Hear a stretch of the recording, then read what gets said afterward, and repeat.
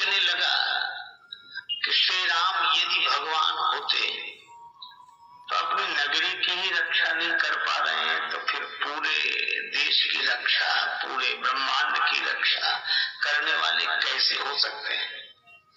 यह मन में तर्क उठा। यद्यपि श्री अवध में रहता था, लेकिन अवध प्रभाव जाने तब प्राणी।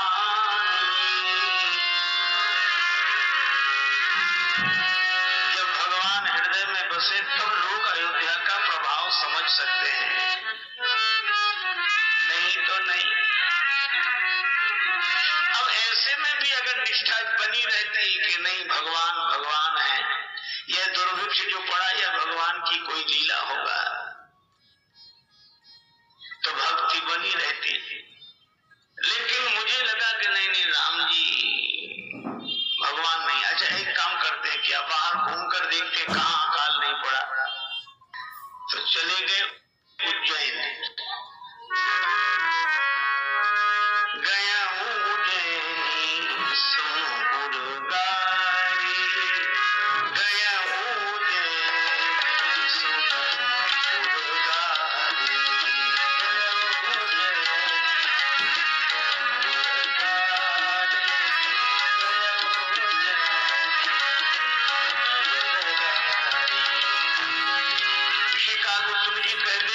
उज्जैन चला गया।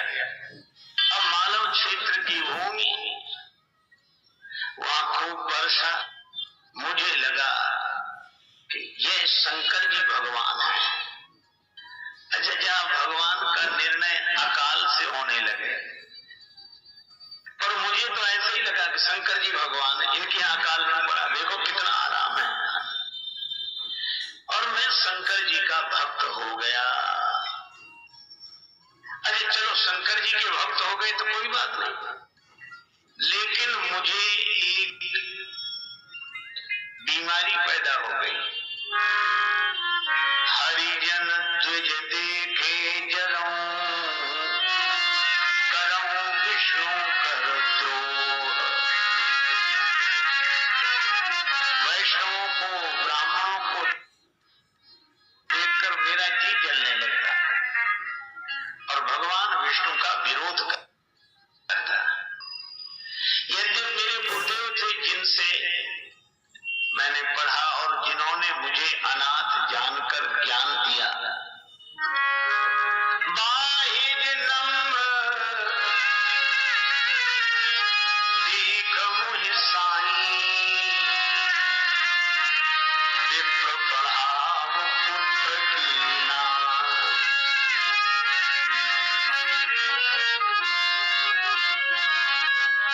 ये नम्रता मेरे स्वभाव में नहीं थी, अभिनय था। तो नम्रता का नाटक देखकर गुरुदेव शरद वो इतने प्रसन्न हुए कि मुझे अपने पुत्र की तरह पढ़ाने लगे। नम्र हो गए होंगे? गरुड़ जी ने पूछा। क्योंकि विद्या ददाति विनयम, विद्या से विनय की प्राप्ति होती है। आप पढ़ लिख कर विनम्र हो गए होंगे। कहा सुन जी बोले नहीं हुए विनम्र, विद्या पाकर भी विनम्र नहीं हुए। कहा क्यों? दूध जिसे पिलाओ शक्ति बढ़ाता है, पहलवान में बल बढ़ाता है, पर सांप को पिलाओ तो जहर ही बढ़ता है। मेरे साथ वही हुआ। अधम जाति में विद्या पाए, भयों जथा अहि दूध पियाए। विद्या से विनम्रता नहीं आई, अभिमान आया। अब मैं सबका खंडन करने लगा। हरिजन तुझ देखे जरऊं, करऊं विष्णु कर द्रोह। अच्छा गुरुजी मुझे बार बार समझाते, मेरा आचरण देखकर दुखी होते। गुरु मित मोहि प्रबोध, दुखित देख आचरण मम, पर मोहि उपजई अति क्रोध। दम्भे नीति की भावई। गुरुजी मुझे समझाते, मेरा आचरण देखकर दुखी होते, लेकिन मुझे क्रोध आता। गुरुजी पे ही क्रोध आने लगा और मैं ये सोचने लगा कि गुरुजी कुछ जानते नहीं, ज्यादा नहीं। काशी शरार्थ में पराजित किया, लौट कर आ रहे थे। कुछ शिष्यों ने कहा, गुरुजी आपके शिष्य ने बड़े बड़े विद्वानों को हरा दिया, वो आपके दर्शन के लिए आ रहे हैं काशी। गुरुजी बड़े प्रसन्न हुए कि चलो आता होगा। शिष्य आए, गुरुजी ने कहा, जैसे शिष्य आए गुरुजी ने कहा, वाह वाह बेटा, हम बड़े खुश हुए, तुमने अनेक विद्वानों को पराजित कर दिया, हमारी पढ़ाई लिखाई विद्या सफल कर दी, अब तो कोई बचा नहीं होगा जिसे तुमने पराजित न किया हो। शिष्य बोला, गुरुजी बस एक ही बचा है। कहा, कौन? कहा आप। अब बोलो। ऐसी रावण एक दिन गया, कैलाश पर्वत हिलाने लगा। अब कैलाश पर्वत हिला तो शंकर जी हिले, पार्वती सब हिलने लगे। पार्वती जी ने कहा कि बाबा ये हलचल क्यों मची है? शंकर जी बोले, चेला आया है। चेला आया है, हाँ। और रावण जैसा चेला आए तो गुरु जी के यहाँ भी हलचल मचा दे। क्या कर रहा है? शंकर जी बोले, प्रणाम कर रहा है। रावण से पूछा, ये कैसा प्रणाम है? का पहाड़ पर गुरुजी बैठे हैं, पहाड़ उठा के सिर पर रख लूंगा, प्रणाम हो गया। नहीं नहीं, ऐसे नहीं किया जाता। प्रणाम तो ऐसे किया जाता है कि गुरुदेव के चरणों में झुको और गुरु तुम्हारे सिर पर हाथ रख के आशीर्वाद दे। प्राय यही होता है, गुरुजी के चरणों में कोई सिर रख के गुरुजी माथे पे हाथ रखे और उठाए, ऊपर पकड़ कर उठावे। रावण बोला, मैं ऐसा शिष्य नहीं जिसे गुरुजी ऊपर उठाए, मैं तो ऐसा शिष्य हूं जो गुरुजी को ही ऊपर उठाए हुए हूं।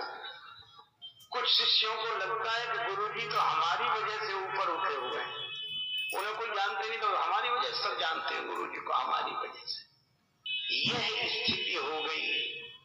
जिसने बाल्यकाल से पढ़ाया, अनाथ जानकर पढ़ाया, पुत्र की तरह पढ़ाया, आज हम उसी की बात न मानकर उन्हीं पर क्रोध कर रहे हैं। धन्य है भगवान की माया। एक दिन गुरुजी ने डांट कर कहा, तुम गलत करते हो।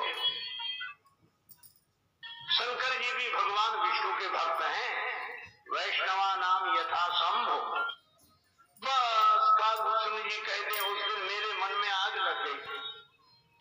हर कहाँ हरि सेवक गुरु कहेऊ, सुनि खगनाथ हृदय मम कहेऊ।